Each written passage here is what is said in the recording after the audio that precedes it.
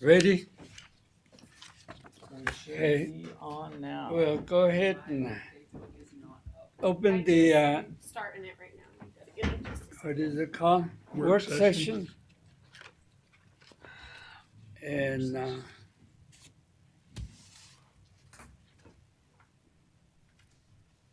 go ahead and read the agenda items for September 7th. Okay, today's kind of a light agenda where we've got the first one is just a discussion. All these will just mainly be discussions. San Juan or Spanish Valley Firefighting Services discussion. Then we've got item 2, American Rescue Plan Act funds priority discussion. And then item 3 is a presentation and discussion on a new cell phone stipend policy. So we have that all formalized.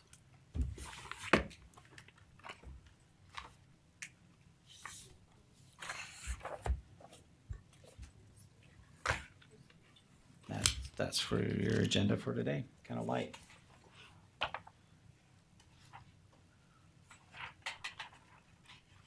Get you warmed up for the commission meeting.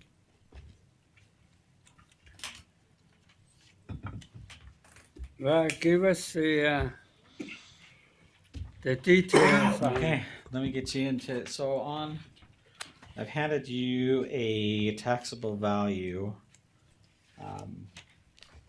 package, and this is, we don't have to go through each of them. Kind of historically, what we have done for our fire protection services in Spanish Valley is contracted with Moab Valley Fire District. They provide fire services all the way up to Pump House Hill. Is that right? Pump House Road, Pump House Hill, just so Flat Iron Mesa. Iron Mesa, that's it. So Yeah, the pumps, There's the the- gas pump station. yeah, that gas pump This- station right there. This side of LaSalle. So they provide fire and extrication services all the way up to that point, and then LaSalle Fire covers beyond that. So that hopefully that gets you your bearings a little bit straight of where we're at. That they cover. Previous years, we've contracted them to do this service, and we've paid them $34,000, just over $34,000 to perform that. You kind of see that written in some of the letters that go back and forth to Grand County. And it's based off of a percentage of, so it's 0.0016 of the taxable value of property tax value in Spanish Valley and the Pack Creek area. So it's been a while since we have reevaluated those costs of that service. Last month, the fire chief there in Moab Valley Fire asked us to reassess things and make the correction in a new contract with them. So where in the past we were at just over $34,000 in costs, the new costs are going to be up to $49,000. So the way that it breaks out, or 49 million, sorry, 34 million, 30, and so the new evaluation there is 49 million in total properties, which equates, when you multiply that by the 0.0016, that bumps our new rate. What we would be paying Moab Fire is $79,532 a year, which is the bottom of that on your first page. 79,532 would be the new rate compared to what it used to be in the past was 55,394. It's a lot of money going out to Moab Fire. last year we kind of explored the opportunity or just the thought of, well, what happens if we just take that and perform it ourselves? We have enough fire equipment, fire tenders that we could actually stage in Spanish Valley. And then the next one was just finding the volunteers, making sure we had enough volunteers and a location to house them. And so one possibility that we kind of looked over is what we call the white elephant buildings along there. The potential to lease one of those would run you roughly, I think when he was looking last year, it was around $40,000 a year is what it would cost us to lease a building. So $40,000 a year plus volunteer pay. We think that we could certainly do that and stay well within that $79,000 that we'd be giving them. Moab Fire, but there's a level of comfort as well in there. By contracting Moab Fire to do this, we don't obviously have to worry about it. It's not our equipment, it's not our volunteers that we have to manage. So there is a little bit uptick in management that would be required if we took this over. When I spoke to Dave, our fire chief, either way he's fine with. Obviously he likes the fact that he can sleep at night and doesn't have to worry about anything coming out of Moab or any accidents from there on up to that gas pump house. But he says it can be done, and so it's optional. To me, I think when we start to get higher into $80,000 a year that we're paying for this service to go out, when I look at the potential in the future of a loan on a building, that's a pretty healthy payment. And we've talked about in the past the potential to have a community center building with search and rescue, fire, and ambulance kind of all tucked in one building. Even law enforcement. Yeah, sheriff, yeah. So $80,000 a year in a loan payment is a pretty good payment, and so I just wanted to bring that before we do anything. We can certainly explore it a little bit more and come back with what it would look like if we did have a lease, how much that lease rate would be for a building, what would it cost us to get volunteer staff there. You have to pay. They're no longer volunteer staff. They act as if they're county employees, and you have to pay them some type of a stipend with that. And so I can come back with staff, but at least I wanted to have a fluid discussion with you as what your thoughts were. Do we keep it on how we've done in the past, knowing that these rates are going to continue to increase? Moab Fire could technically come back every year and say, well, reassess it, as we get more building and development going on in this area. Those values are only going to continue to increase, which is going to continue to cost us more and more money as we go down this road. So any questions, concerns, direction? Does, if we're gonna cover it, then we have to dispatch from here, So or the dispatch would work the same. So the dispatch would work the same, where it would come from our 911 dispatch center or Grand the County's department. dispatch. So we would house Travel, vehicles there. You'd want to have the vehicles there somewhere within Spanish Valley. And there's those in that industrial area right outside of that proposed Love truck stop, that triangle piece. There are warehouse buildings that are in there. Last year there was some available for lease. We'll have to check that again to see if there's still availability. But if there is, we would just lease one of those buildings until we can find something permanent of our own But when he was doing the research last year, that was where he was around, I believe it was 40,000 a year, 38,000 a year just to lease one of those buildings. And so one of those stalls. He would take the equipment. He's got plenty of equipment. He says between Eastland and Bluff that he can pull some of the vehicles, shift them around. So he's got enough equipment that we wouldn't have to purchase new equipment. The only thing that we would really look at is probably the extrication equipment, which is pretty simple compared to a new truck. And so he feels that operation-wise, he could stand it up pretty easy with what we have, but it's just the volunteers that we would have a hard time. We would start up with new volunteers, new training, things like that. But some of the individuals that work for Moab Fire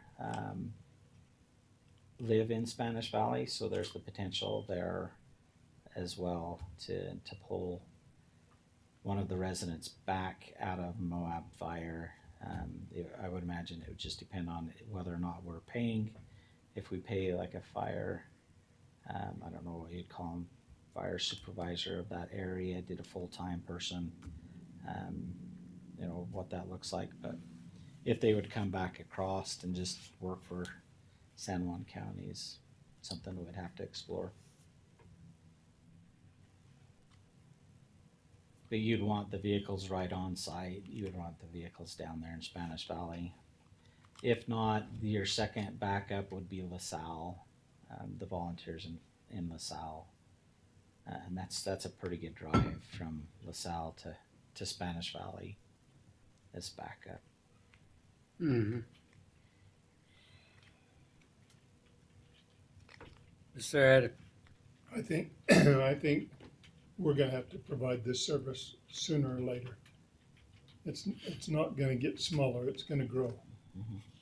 And I think we ought to bite the bullet and start to proceed. My suggestion would be to rent one of the facilities if possible, and then start with an architect or design service to design a new building on the property that we own down there that would house all of these needs that we have.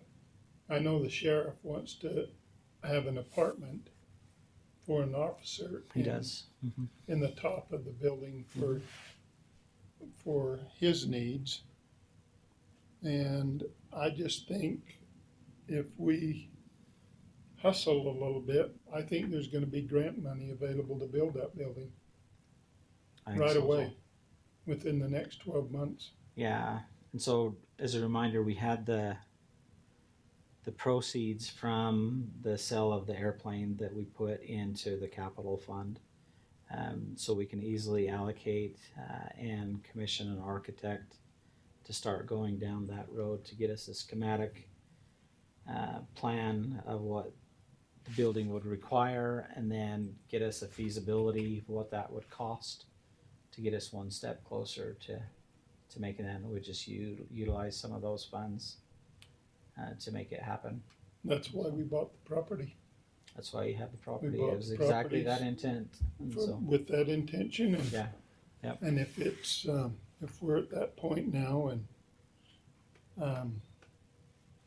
we just need to take responsibility for the citizens that live in our county. Yeah, yeah, And even though, well, I think it's the right thing to do. I don't think there's more of a perfect time with the ARPA money or the money that's coming to the state.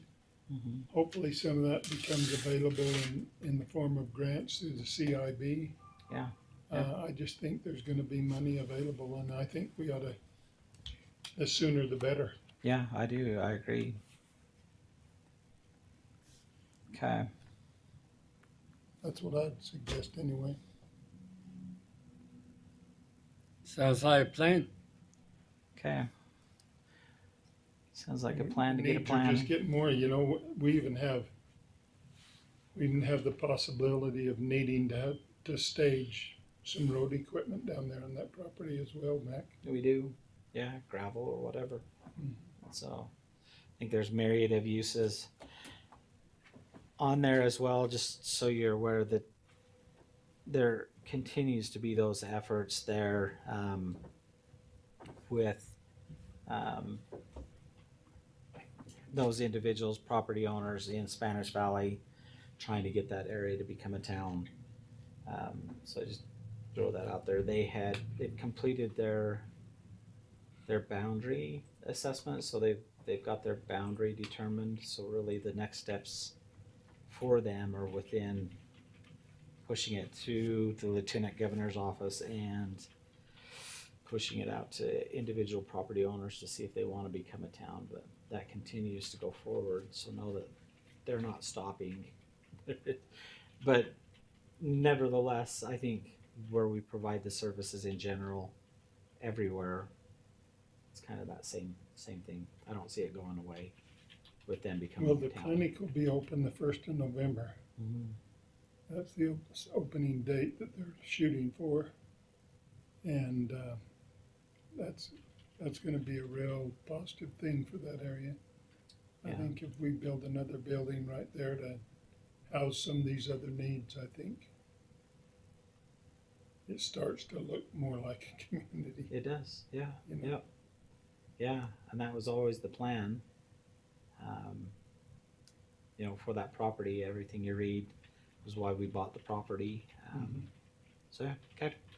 I'll get going on that. I'll push it out to an architect on the state contracted services. If you contact 3 architects and have them give you an example of what they've done in the past on the qualifications, and then get a cost of what it would do to have an architect to work with, similar to what we did with the jail, to come up with those costs.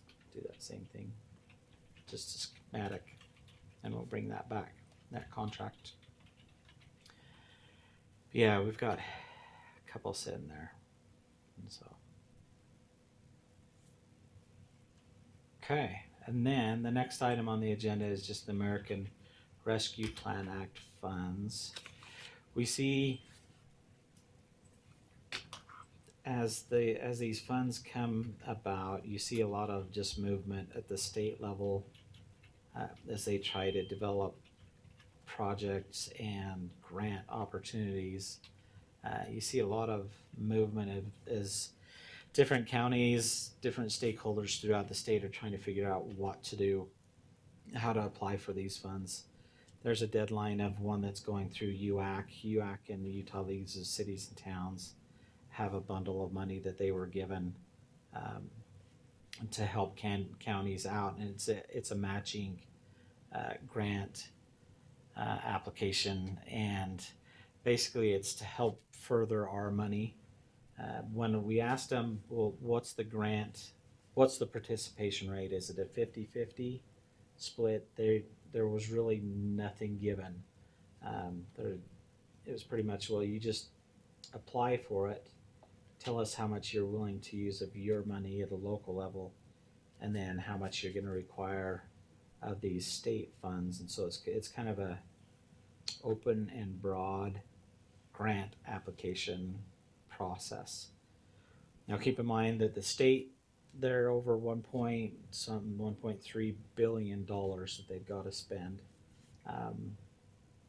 and those funds go for 4 years, so 2024. Unless committed, they can go to 2026. So if you have a contract in 2024 that extends it further, you can go up to 2026. We were given 2.9 in ours. Of it, you had already allocated just over 1 million of that. So really, you're working with 1.9 million that is kind of open to projects. And remind you, these funds are specific where they can be used for lost revenue. You can push those back to lost revenue, and that's what we used the $1 million for, was to put that back into lost revenue. And then the other items that you can use it for is water infrastructure, sewer infrastructure, or broadband infrastructure. And there is a component of economic development that's in there as well. And so those are kind of primarily the things that you can spend these monies to. So when when we set in these UAC meetings and ask, well, can we spend the money on, secondary water systems? Well, they're like, well, it's secondary is really not a culinary purpose, so you can't use that money on secondary. Another question, so you can spend on the economic development side of it, it's for recreation. One question was asked, well, can we use it on fairground restrooms? And some of them said, well, no, it's fairgrounds, that's for the fair, that's really not recreation. And then some other counties are interpreted that opposite. It's like, no, our fair here really is recreation because it's not just a one-day event. It's a week long, and it has livestock, and it has, your 4-H, it has rodeo, well, and it has, your mud bogs, and it has your queen contests. And so it's much more than just a fair with exhibits. It's more into the recreation side of it. And so some people interpreted that, well, yeah, you could use those money for that. And so everybody's still trying to figure out how to stick these pegs in these holes. One of the things for us, we've been leery to jump in to too much right off the bat, because I think they'll continue to open up. These opportunities will continue to open up for us, not only at a federal level, but also as a state level. So I just kind of wanted to have a discussion of where you guys see some of our priorities should be. Right now I'm going through a process for LaSalle. Some of the property owners up there have asked for a more complete public water system. So we heard LaSalle last year, a lot of talk about all of the developments coming in to that area and the potential of a shortage of water. And so some of the residents there are super interested in a public water system similar to what we have in Eastland, Spanish Valley, Mexican Hat. And so they want to know the financial feasibility to get a more permanent public water system. That's something that this infrastructure funds could go towards.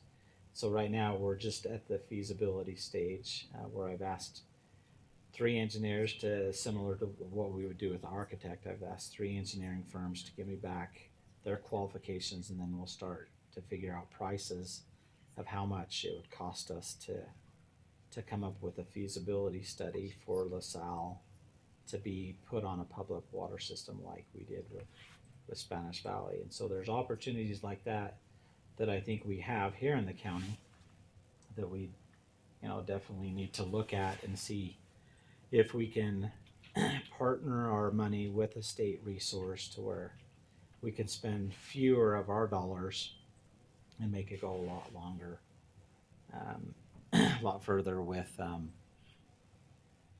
those funds. And so, but one of the things that's been mentioned is we really should have kind of a priority or kind of targets that we would like to look at in usage of this funds. It just seems like there's what I call them ambulance chasers. There's a bunch of engineering firms that are chasing this money, a bunch of broadband companies that are chasing this money as well. And let me give you examples. So we have Emory Telecom here in the county, and you have Frontier that's here in the county. So 2 broadband companies. Emory has been going out and laying fiber throughout the county. So they've gone through Monticello, into Blanding, into Dove Creek, and they did the whole town of Bluff. And now that they're out of Bluff, they've been given permission to continue further south into Mexican Hat, but they're also trying to take it across the Navajo reservation into the chapters down there as well. And so Emory has never come back at all and asked us for money. They're doing this on their own accord, using federal funds that they've reached up to the feds and pulled the funds down to them. So Emory, as they did the whole town of Bluff, now you have Frontier, internet provider, going and laying fiber in Bluff as well. So now they're gonna have fiber in Bluff from Frontier and fiber from Emory. Like, why don't you guys communicate and try to get together so that you're not both spending the same amount of money trying to get one area? But they're doing whatever they're doing as business enterprises do, which is fine. But I don't think for us to spend money on broadband, it doesn't make sense if all of these other entities are doing it. And so if Emory and Frontier are going out and placing fiber, we've got one company that's reaching in here trying to set up a mobile microwave system. It doesn't make sense to do a microwave system when I've got Emory and Frontier both laying fiber. I would rather have fiber because it's faster than a microwave system. And so for us, when I reach out and I ask the question, well, on connectivity, getting fiber to the homes is the next step. They have that, and they have the discounts that they'll give to individual homeowners and individual families or individuals within those families. Say you have a high school student, college student, they already have the program set up at a discounted rate for them. So I don't think we need to be in the business of trying to either compete or override what Emory and Frontier is already doing in our county. And so there's already the discounts there. You have UETN going, and they've been putting up the towers down south to make the connectivity a lot easier. And then obviously that second phase of the broadband is to get broadband from Mexican Hat into Halchita and further south all the way down and then back across. The end point is always Navajo Mountain to get connectivity, but my understanding is they're laying fiber up there as well on Navajo Right. Mountain.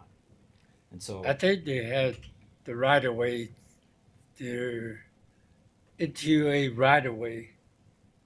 They're doubling up on those. So okay, good. And so for me, when I look at broadband, we focus on it. I pay attention. I talk to Jared with Emory fairly often. We're in several conferences together and keep an update of where he's at. I've asked him for his maps so that we can see where his maps are. They're super interested in going into Dove Creek and Dolores County. They're looking for a redundant route.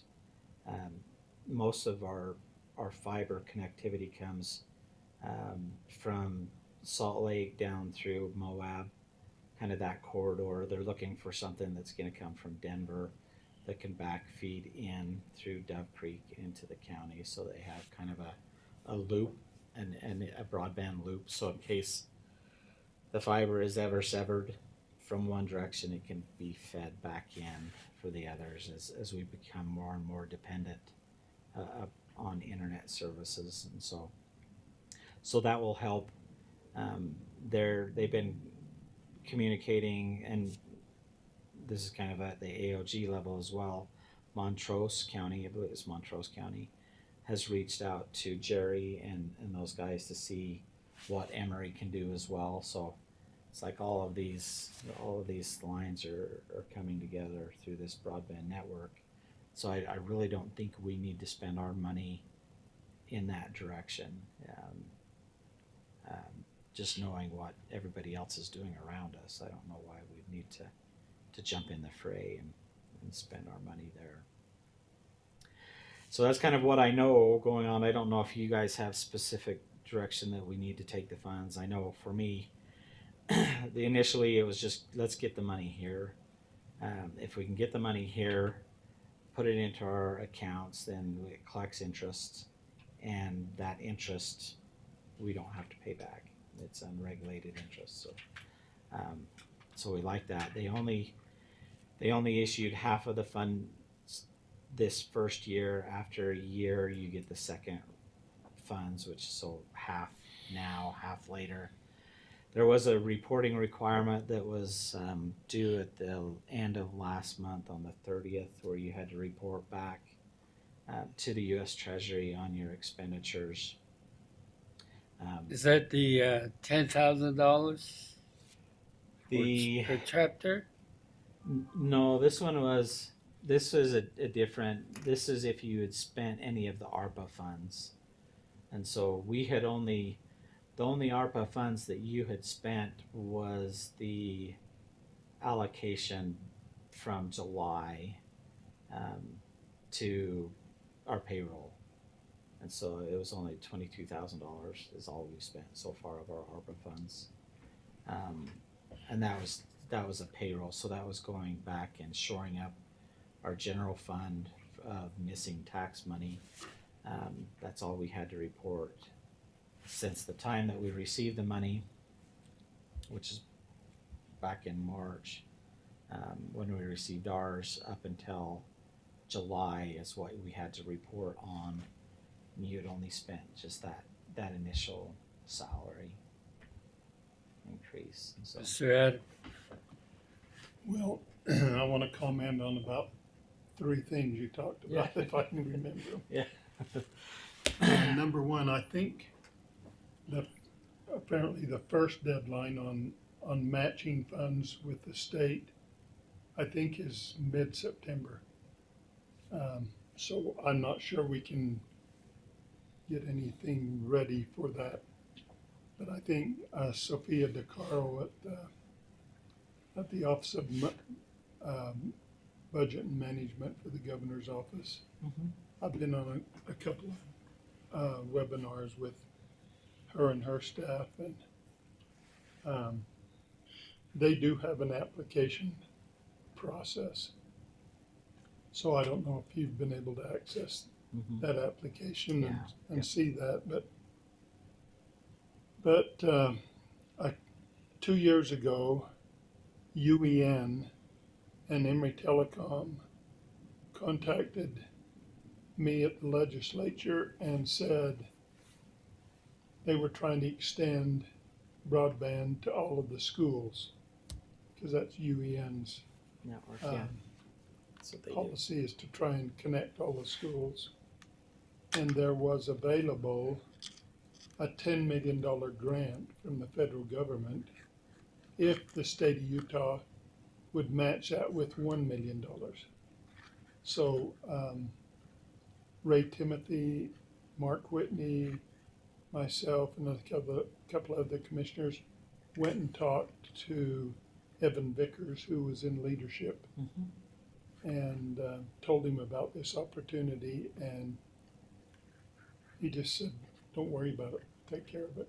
At the end of the session, there was $1 million given for broadband in San Juan County, which was matched by the federal government with a $10 million project. So So that that's what's money paid has been extending the broadband it.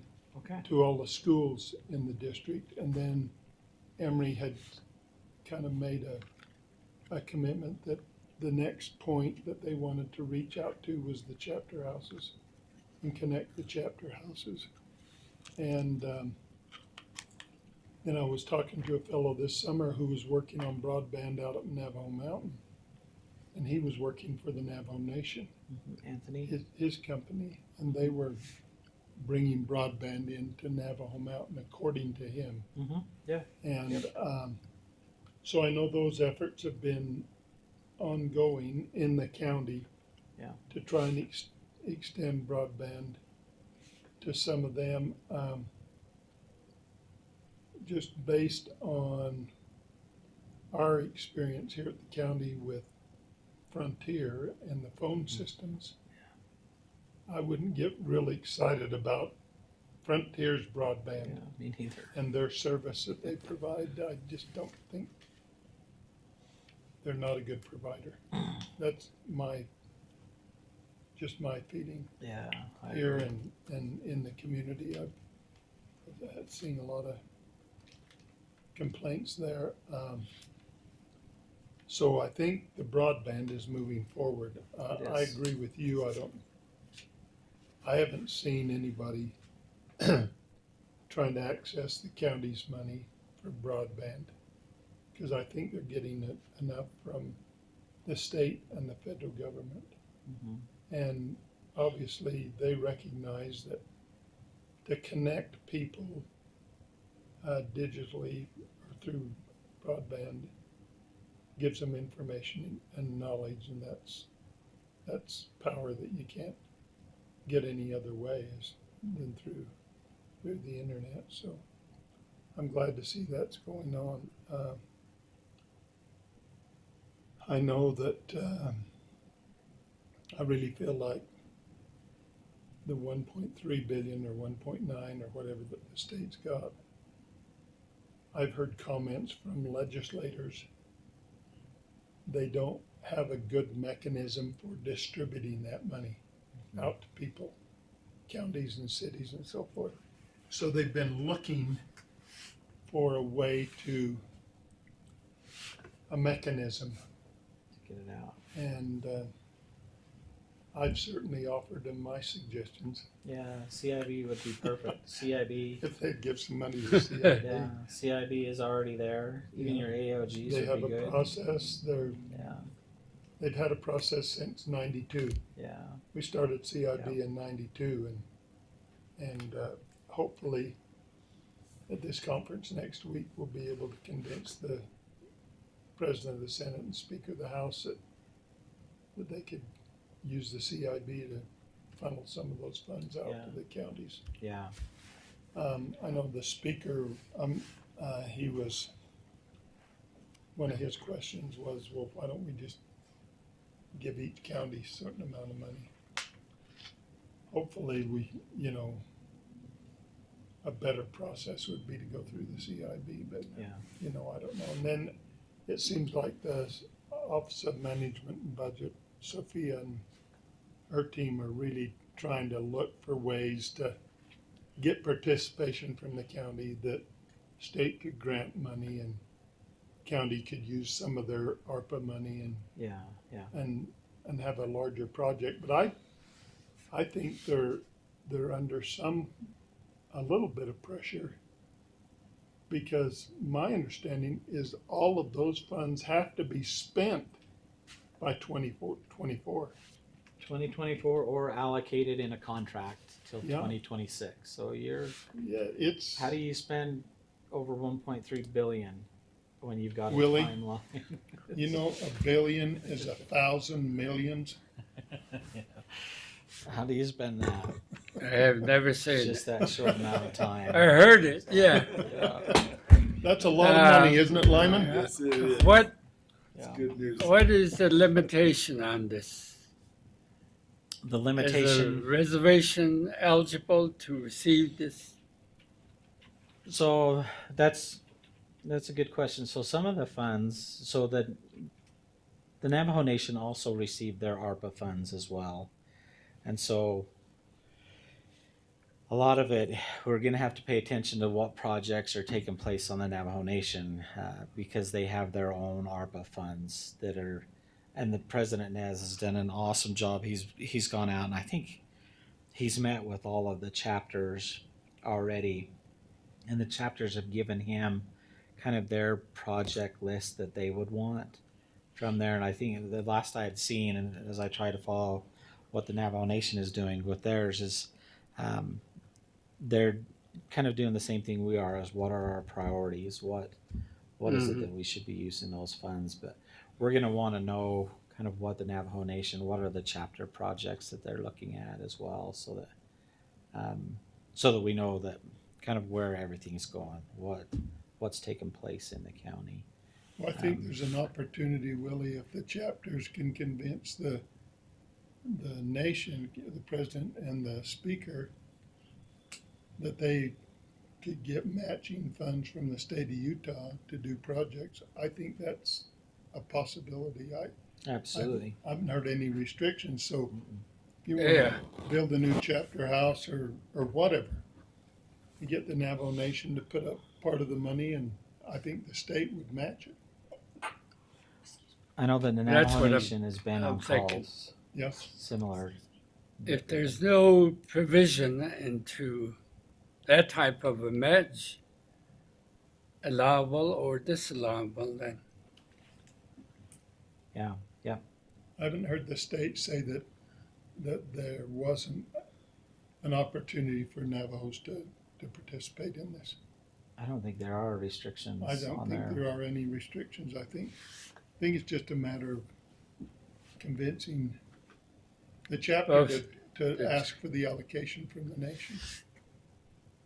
I yeah, think two things that benefit the Navajo Nation is you had the Navajo Nation received CARES Act funds specific, and they did an awesome job about ramping up broadband as well. And so you see a lot of broadband projects coming off of the Navajo Nation, but also the Navajo Nation settlement agreement. So that allocation of funds, Senator Romney has placed in the transportation bill. So if that, I haven't heard if the transportation bill's been finalized yet, but It's the infrastructure. infrastructure. Yeah. So infrastructure, in that infrastructure bill, that'll fund the water portion here on Right. the Utah chapters. So the Navajo Nation they're sitting pretty good as far as broadband and that. Now we just got to work on roads. If we can get that infrastructure to pay for some of the roads on the Navajo Nation, because that's where the hurdle is. That's where your barrier yeah. is on there. And so hopefully you'll Well, see some of that. there's a new legislation that's going to be introduced by Senator Lujan from New Mexico, Yeah. revamping the Bureau of Indian Affairs, Transportation Department, the whole system, calling I forget what it's called, BIA, Travel Transportation Reform. Okay. That was from that resolution that we put forward to Yeah, open up the roads, get Yeah. good money to the roads. yeah, that's Yeah. the Brandy Tom Hayes. Yeah. Tom Haves Yep. study, Yes, correct. and I serve Congressman Curtis that particular document. Yeah. He didn't know about the rest of it, so we told him this is what's going to happen. Introduction of legislation is coming up pretty soon, so Yeah, that'll be a Hopefully, good one as well. That's We request for legislation it. that's been needed for 40 years. Ice Age formula that they use. I Ice know. Age formula or allocation formula that was used. Absolutely. Yeah. Maybe So, that'll wake up some people at BIA. Well, they are hard to wake them up. They've been asleep They- for a long they- time. they haven't they? I know one thing is towards issuing livestock permit. They're supposed to have done the conservation plan. Also, they failed the whole thing. They just issue permit here. The highest bidder. Yeah. Huh. The Yeah, that makes it hard. the guy that brought the fat lamb leg Yeah. gets That's the one that gets the 2,000 head of sheep permit. unit. Oh, darn it. That type of That's hard. back in 1940s. Think of all the things that could have been happening Yeah. if they'd have just been helping. And with all that money. Well, John Collier was at the right time to do that, but it's the low field staff that screwed it up. Hidden records and everything. Yeah. So that's kind of what I've got with the American Rescue Plan. We can certainly apply for that grant with UAC and the Leagues of City and Towns, but the only real project that I would have for it right now would be that LaSalle feasibility study. And I don't know a total cost on that yet, but it's got to be under $100,000 to go the process that I've gone. Well, if you get some traction on the Spanish Valley building, that could come a little bit later, but I think there would still be money. There will be, yeah, for multiple years, and so we have time. we do have time. Yes. Yeah. Yep. No, I'm not in a hurry to. What about the spend jail? And so, the jail, we'll continue down that USDA? road with USDA, and that I thought grant. USDA And had an upper limit. so I pushed that into Michael to see what all we can get. So I there's think either he told the me build, 9 million. there's buildings grant that is with the EDA, and then there's this other USDA, and so we're looking at both opportunities. And so if not, our third would be back to CIB, and that's where we took it. But if I can get a better grant amount through these Better other Build America or something. Yep. So if I can get a much larger grant out of the federal Oh, yeah. system, we'll go that route first, and then try to come CIB or a different process later on. But that one, the wheels are in motion on that one with Michael. and those Michael and guys. Jerry. Yeah. Yep. Yeah, and I sent him some information the other day. We're trying to. The hard part is making it the request fit the grant, and so that's where we're at with USDA, is making sure that. Well, he talked to me at CIB last Thursday. Did he? Michael did. Yeah, and I think he told me that was a 9 million. I got to tell you a funny story about CIB last week.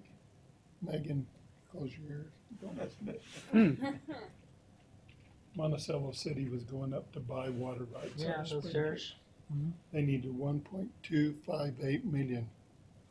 So when it came their turn on the agenda, they made a really nice presentation. But they didn't have the whole history. And being the old man on the board, I had the whole history. So I started in 1879. Did you? And a lot of the board members didn't realize I was alive then, but I told them about the pioneers coming from Parowan through the hole in the rock to establish a settlement at Bluff. Then eventually there were 4 families that moved up from Bluff and established the Monticello community. And the first thing that they did when they established that community was they went to Durango and filed on all of the water on the Blue Mountain. And there was 3 big cattle companies here, the Pittsburgh, the LC, and the Hip, Side, and Shoulder. One was located in LaSalle, one in Monticello, and one south. And they were here, each grazing 10,000 head of cattle apiece. And of course, these Mormon pioneers didn't really get along too good with these cattle company guys, because most of them were outlaws here, hiding from the law. But it was a pretty safe bet being here in San Juan County.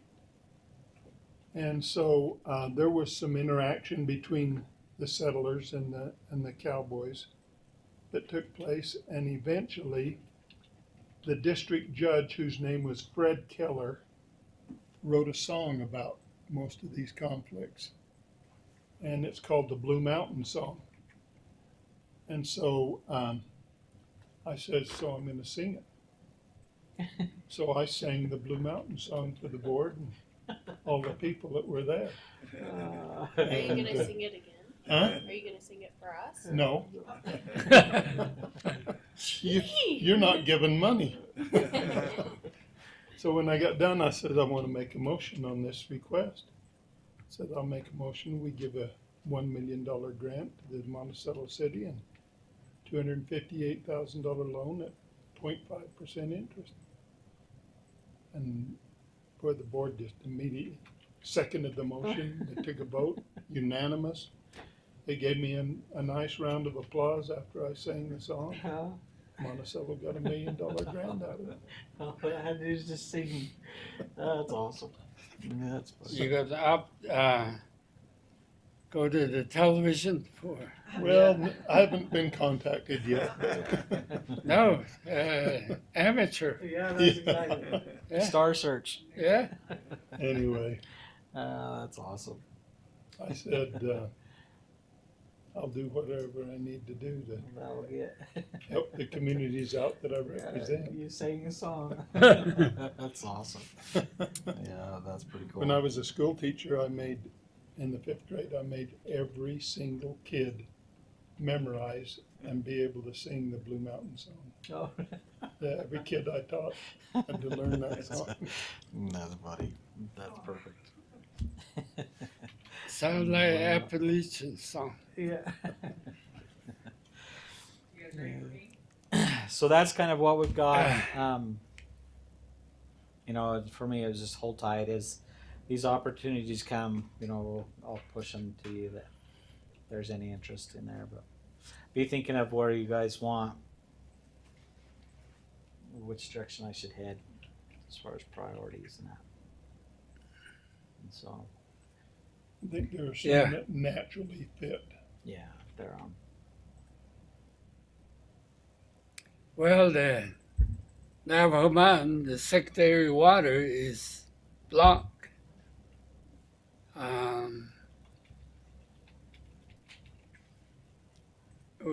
I had to do some research on possible matching fund, Navajo Nation and State of Utah funds. See how that plays out. Is that the water that comes from Inscription House up there? The spring? No, from Black Mesa into San Juan County. Oh, Okay. Down below. Up on top. Okay. It'd be from Black Mesa to Shanto Oh, the other way. over, and then all the way the length of the mesa. Oh, wow. Okay. Potable water. Okay. Secondary. No, Paiute second. Mesa. Okay. Oh, I know we still have that spring project that continues to go on. Beaver Spring. yeah, that's the Yeah. secondary water. Yeah, yeah. It's They say that's not good eligible. water.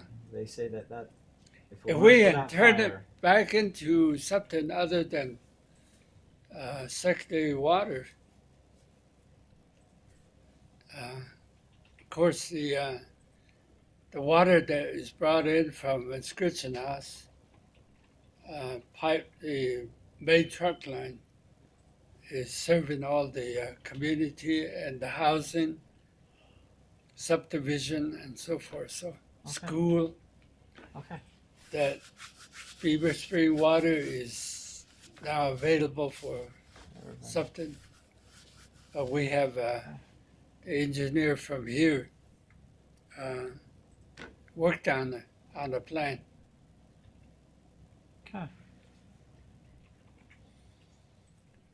Good to know. Maybe a small grocery store out there. Yeah, that's economic development. Mhm. Looking to see if they could help. Yeah. What I'm thinking is Beaver Spring is about 74th elevation. Paiute Mesa is 60. The highest point is about 65. So I'm trying to Yeah. over the canyon. I'll push it down. Develop a a bridge for the water pipeline Cross that river, that valley. across the that'd be- canyon. That'd be a long crossing. Have to Just install as- some sky hooks, huh? Yeah, just gravity flow. Would deliver the water over. Yeah. What if you can get a pump station that pumps that back up? But if you go down, there'd be a lot of energy, a lot of use of energy. Yeah, to go back up. Yeah. Yeah, that'd be a long span. Get across Well, the canyon. All right. next- The next item on the agenda is Anne Marie and the policy. New cell phone policy.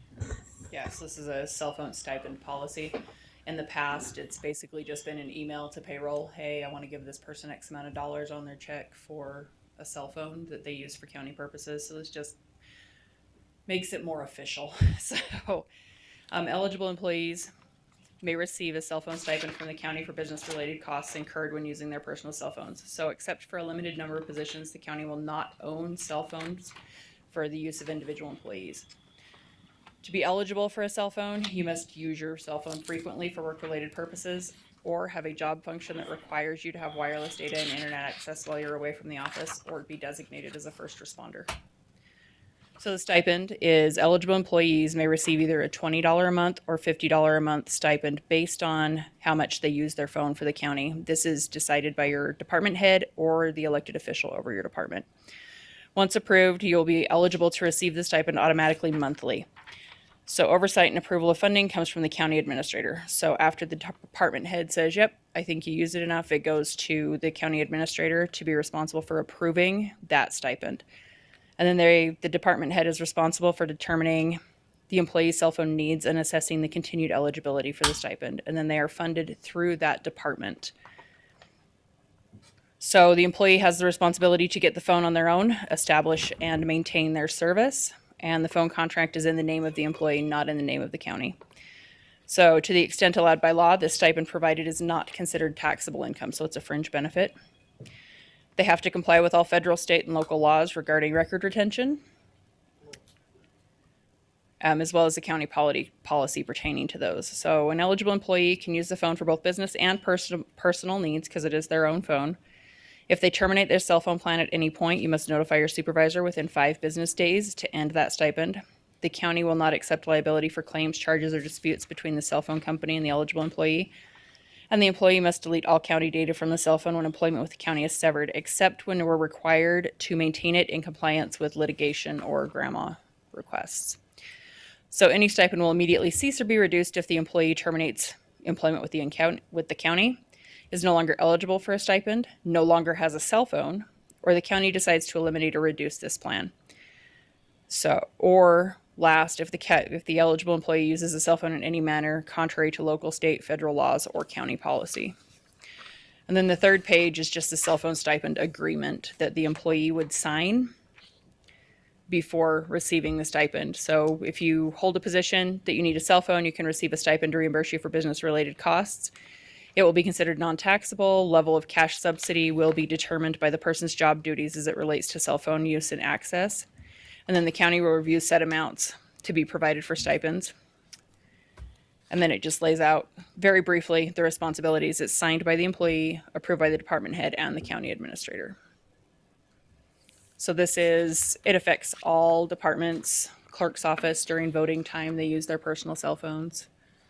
I think every department has a reason where they might use their cell phones.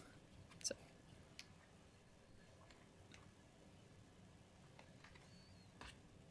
Do you have any questions for me, Commissioner?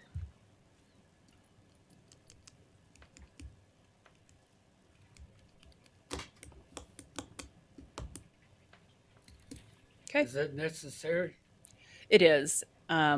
Right now, it is very simply an email that gets sent to our payroll clerk that says, hey, I want to give X amount of dollars to this employee for their cell phone.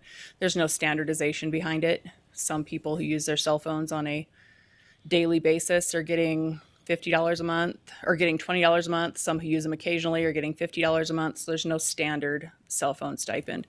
It will save the county money over getting each employee their own cell phone as well. So So it's personal cell phone Yes. usage. So it's like my For phone. business. Yeah. So my personal phone that I use to send out text messages to like potential hires when I can't get them on the phone, that would be reimbursed because I'm using that for a county purpose.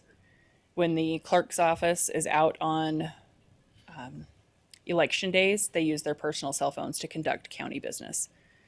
So it reimburses for that usage instead of getting them a county owned cell phone and paying for the entire plan. If you figure if you were to buy a new cell phone today, you're over $1,000 for a new phone, and so it's cheaper for us to, if the employee has their phone and they're using it for company purposes, for county purposes, to pay them the stipend. It's cheaper in the long run than just buying all county employees who receive text messages or need to be contacted outside of county hours. It's cheaper to go this route, pay that. This is typical that you'll see across the board. Most counties will do this as well. One of the additions that I would have in here is just, as I think about it now, is tying both a cell phone and the stipend together. There are some department heads that do enough county business outside of county time that they could easily be justified a cell phone on, and it's a county number, and that county number always stays here no matter who the director is. So if you have Isn't that the case for most of our department heads? Yeah, or so there's been that they can either elect to have. So for me, I have two phones. I have a personal phone and then I have a county phone. Those people that don't want to carry two will say, well, I'd rather just keep my personal phone. Well, then we give them a director a county stipend of $50 a month that helps pay for that I do use. know at least 2 directors have chosen to carry their own phones and not carry 2. So Yeah. But in here, what's not in here, and one of the things that we would add is, if you do opt, as if you're a director that comes in new and you do opt to have the county purchase a cell phone for you, you're not eligible for updates until like after 3 years, or whether it's lost or broken.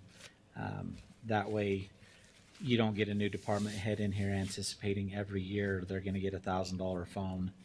I think that kind of defeats the purpose. But if we put it out there to where about after 3 years is really when you start to see your battery usage and everything being so Don't low. you get the cell phone company offer you a cheaper upgrade after 3 years? Not anymore. They Not used anymore? to do they that. used to. They don't anymore. No. Now, Ooh, most of the People- time, in order to get a cheaper upgrade, you have to switch. Like if you will switch to Sprint from Verizon, okay. then you can trade in your phone on a discounted Sprint Yeah, phone. they used to just. But yeah, they don't do that anymore. Every 3 years. You would get a free upgrade Get a or free something like upgrade. that, but no longer. Not anymore. People are willing to dish out the money for the latest and greatest smartphones, and so they stopped doing that. But I wouldn't want the director to think that, every year they can upgrade to a new one and the county's going to pay for that 100%. And so I think after 3 years is probably a pretty good number on there. So I think that's something that we can add into this policy as well, so all of the directors know that if they do choose to have a county number and a county phone, that after 3 years you can upgrade that. But then those that choose to just keep their personal, they don't want to change their phone number, then they'll give them this stipend to cover up. There's Yeah. different levels, so the reason why we have it is a 20 and a 50. You'll see some individuals here that work with the county at that higher level really don't get a lot of calls outside of office hours, but they do every once in a while. And so we want to make sure it's either that or you're paying them a wage. And so I'd rather give them a stipend for picking up their phone and using it on county time. But like Anne-Marie's, we really wrote this for Anne-Marie. Trying to figure out. So Anne-Marie gets here, and then the first thing we know is the community's calling her. They know that she's HR.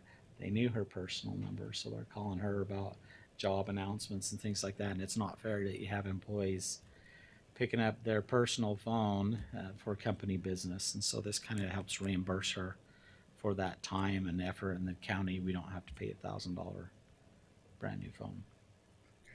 And she would How- rather do that than have a county. I don't want to carry two phones. Okay. That, and honestly, everybody already has my personal number anyway. I didn't give it to anybody. It's just, hey, I know you work here, so there's a problem. I'm just going to call you. It wouldn't stop if I carried a second phone. Okay. They'd still use mine. So How is the tracking system? How do you determine? when how do you determine like somebody's the dollar on- amount? on their cell phone for county business? How do you determine that? That is a good question. I actually haven't looked into that. The department heads like, would know the- if they're But yeah. contacting If them. there's no tracking system Yeah. in place, then you just assume that See, I think that individual employee Mhm. or county commissioner is using Yeah. their phone to do county business.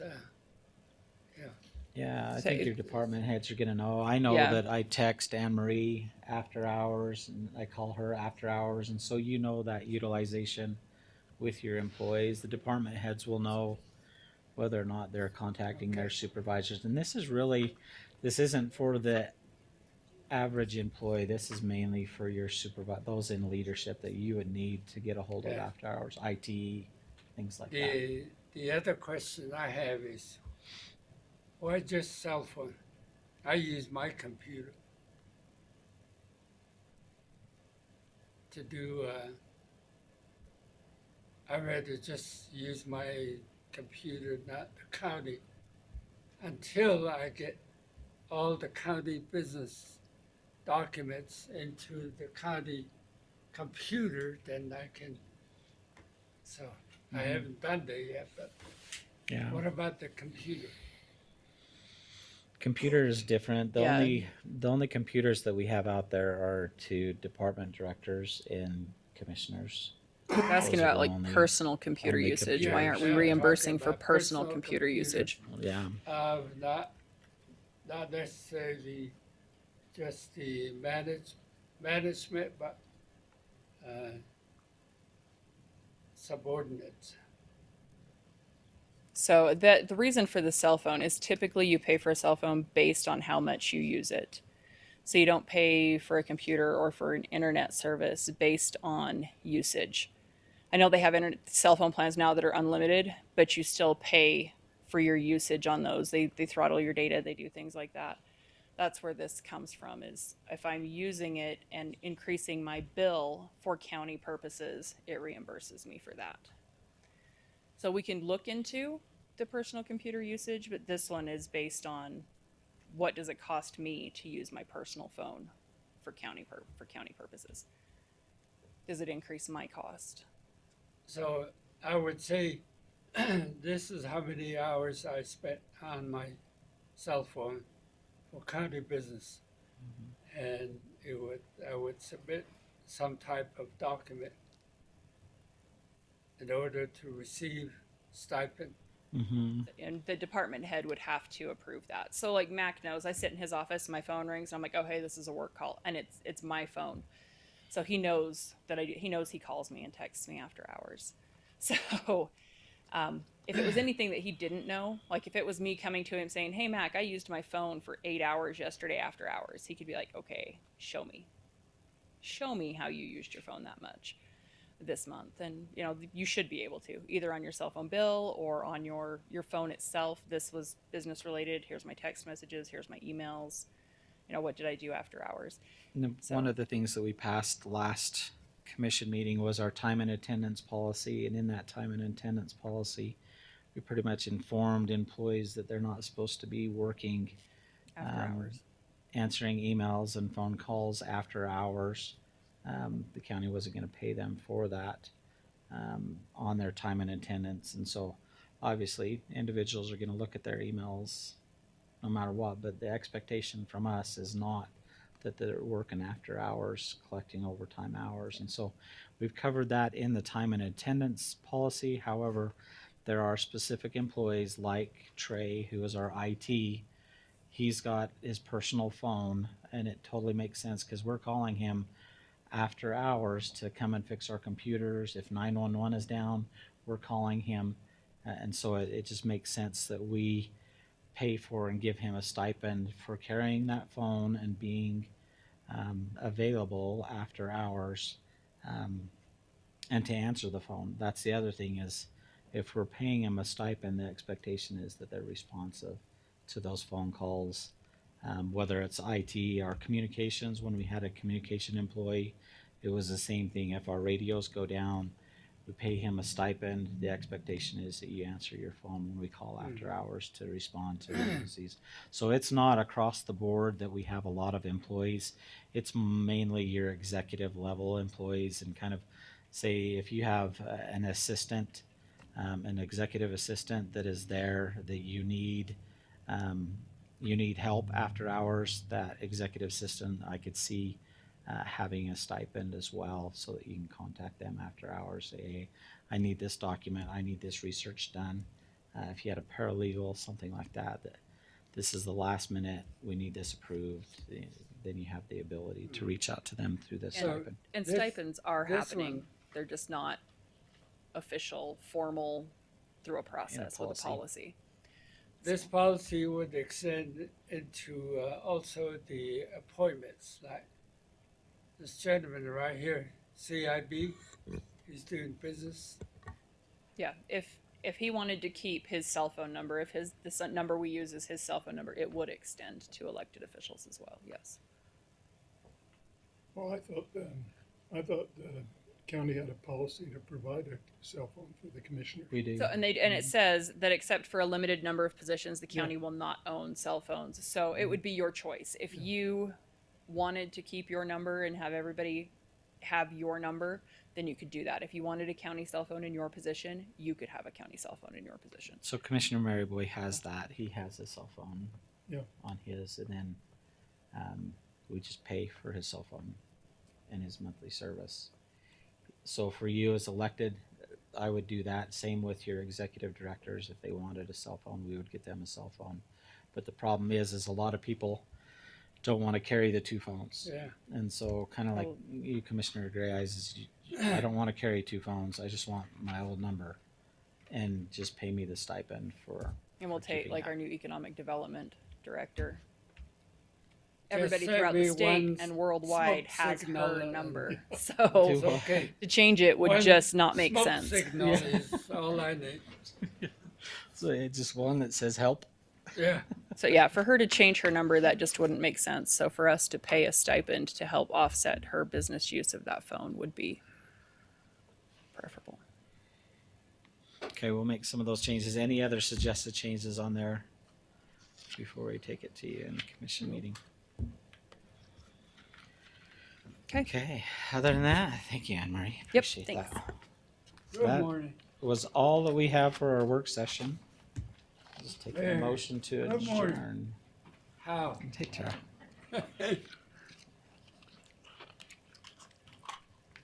So all we need is a motion to There's the adjourn, and then that OBI. gives you 10 minutes. Make a motion to adjourn our work meeting. I second. Time is 10:52. We got 8 minutes to go run and play. Exactly.